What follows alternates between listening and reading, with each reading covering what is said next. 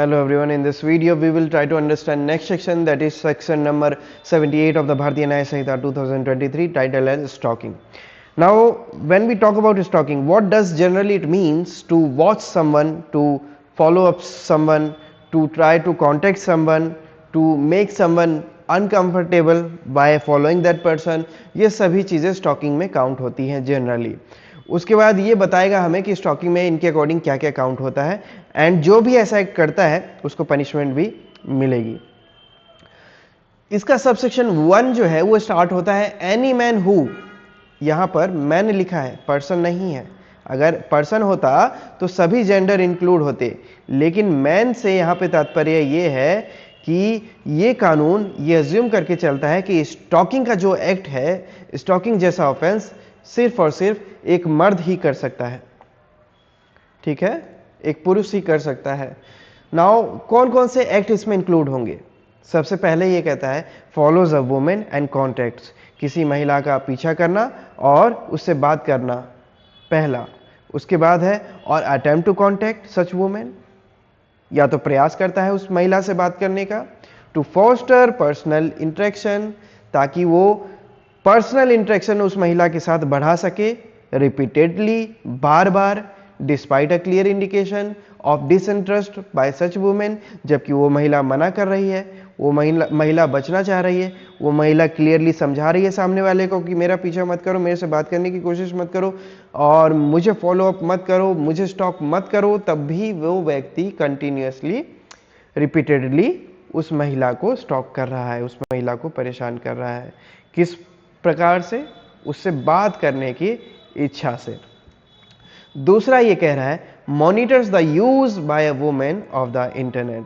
किसी भी महिला, कोई भी महिला है, वो इंटरनेट का यूज़ करती है या फिर ईमेल का यूज़ करती है, तो उस इंटरनेट को चेक करना, जो भी उसने सर्च किया है, या फिर उस महिला के ईमेल को सर्च करना, चेक करना, और any other form of electronic communication, या फिर इलेक्ट्रॉनिक कम्युनिकेशन के जितने भी मेथड हैं उनमें से किसी को भी चेक करता है या देखता है, चाहे व्हाट्सएप चैट्स क्यों ना हो, इंस्टाग्राम चैट्स क्यों ना हो.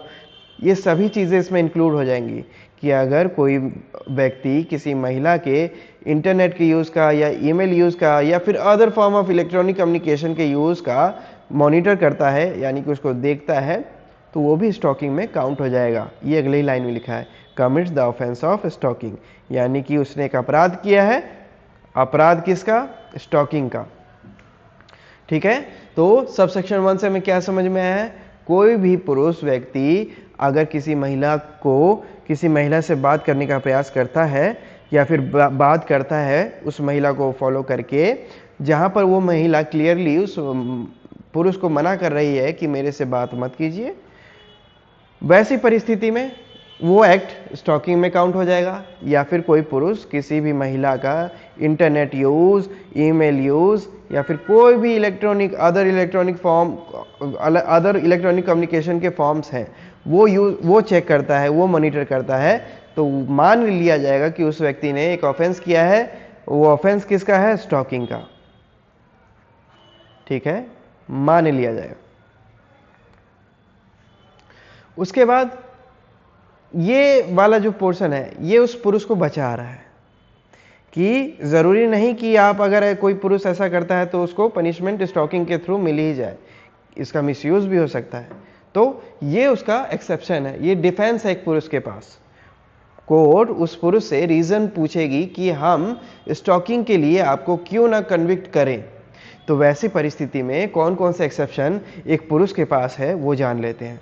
Provided that such conduct shall not amount to stalking if the man who pursued it prove that, ये कह रहे हैं कि इनमें से कोई भी किया गया है एक्ट स्टॉकिंग नहीं माना जाएगा अगर वो पुरुष ये इनमें से कोई भी पॉइंट प्रूफ कर देता है. तो अब कौन कौन से पॉइंट्स हैं? सबसे पहला पॉइंट है it was pursued for the purpose of preventing or detecting crime and the man accused of stalking had been interested with the responsibility of prevention and detection of crime by the state. ये कह रहा है कि अगर उस पुरुष को इस चीज़ का आभास हुआ हो कि वो एक क्राइम को बचा सकता है, जिसके लिए उस पर्सन से कम्युनिकेट कर सकता, उस महिला से कम्युनिकेट करने का प्रयास कर रहा था, जिसके लिए वो बाधित था, वो स्टेट के नियमों के द्वारा बाधित था, स्टेट ने ही उसे बोला था ऐसा करने के लिए, और वो एज अ रिस्पॉन्सिबिलिटी एक क्राइम को प्रोटेक्ट करने के लिए, एक क्राइम के प्रिवेंशन के लिए अगर वो कम्युनिकेट करने का प्रयास करता है किसी महिला के साथ, तो वो महिला कंप्लेन नहीं कर सकती है स्टॉकिंग के लिए। This is what subsection 1, this is what clause 1 is saying of exception. Exception का सबसे पहला क्लॉज हमें ये कहता है कि अगर वो पुरुष चाहता था कि किसी भी क्राइम को प्रिवेंट किया जाए और उसमें स्टेट की भी सहमति है, तो वैसी परिस्थिति में वो स्टॉकिंग के लिए पनिशेबल नहीं होगा। दूसरा point, it was pursued under any law or to comply with any condition or requirement imposed by any person under any law. अब कोई कानून है, कोई ऐसा नियम है जो एक व्यक्ति को बाधित करता है कि उसको एक एक्ट करना है। फॉर एग्जाम्पल, एक समन सर्व करना है किसी व्यक्ति को, अब वो उस महिला को समन सर्व करना है, वो महिला ले ही नहीं रही है, वो महिला बार बार मना कर रही है, और वो पुरुष उसका पीछा किए जा रहा है कि समन ले लीजिए, कोर्ट का समन है, बात को समझिए, और वो महिला नहीं ले रही है। वो महिला जाके स्टॉकिंग का कंप्लेन लॉन्च कर देती है, तो उस व्यक्ति के पास, वो जो व्यक्ति जो समन सर्व करने गया था, उसके पास डिफेंस में ये क्लॉज 2 रहेगा, that person was pursued under that law and that person was complying and following the condition of the court and was required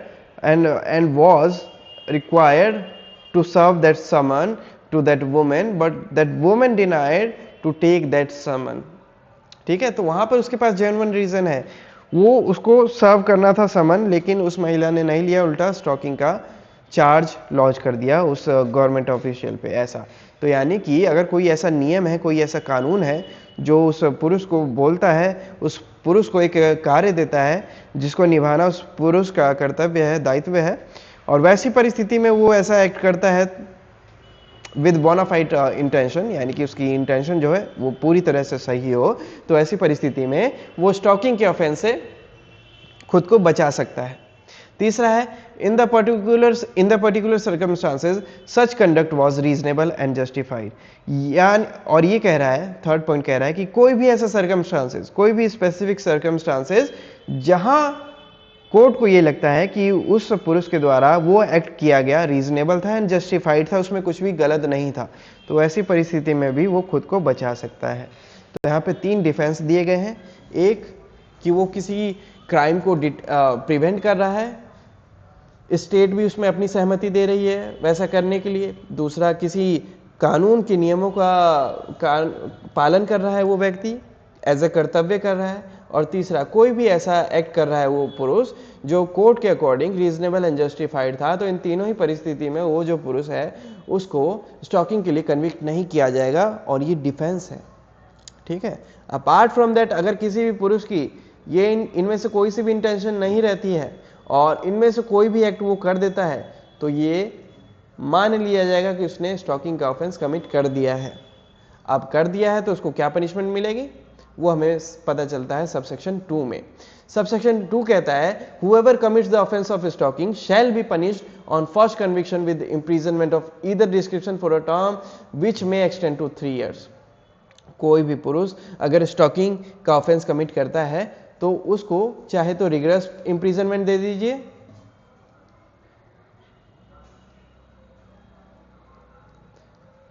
rigorous imprisonment, या फिर सिंपल, दोनों में से कोई भी इम्प्रिजनमेंट दे दीजिए। ठीक है,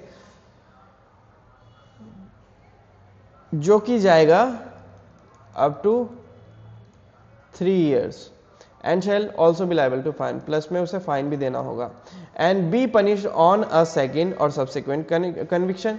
यानी कि आप पहली बार करते हैं ऐसा ऑफेंस तो आपको 3 साल तक की सजा मिल सकती है, प्लस में आपको फाइन भी देना पड़ेगा। सेकेंड थिंग इज, आप तब भी नहीं सुधरते हैं, फिर से सेम ऑफेंस कमिट करते हैं, तो ऐसी परिस्थिति में आपको जो पनिशमेंट है वो 5 साल तक मिलेगा। प्लस में फाइन, ठीक है। And be punished on a second or subsequent conviction with imprisonment of either description for a term which may extend to 5 years and shall also be liable to fine.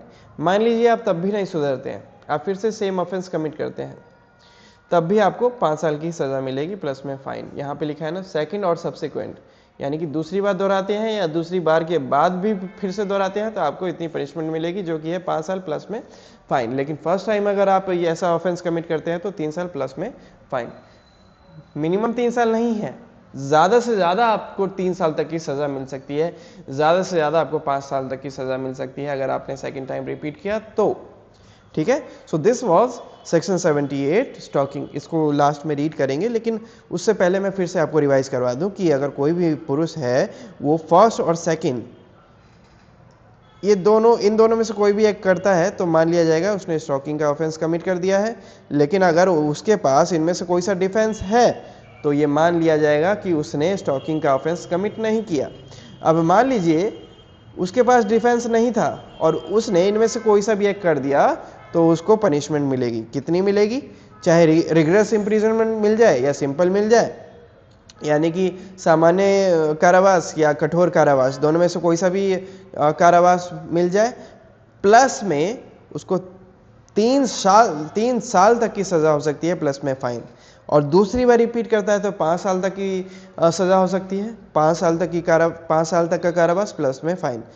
और second time और second के बाद भी अगर repeat करता है तो same ही उसको मिलेगी, यानी कि 5 साल तक की सज़ा मिलेगी। सो दिस वाज सेक्शन 78।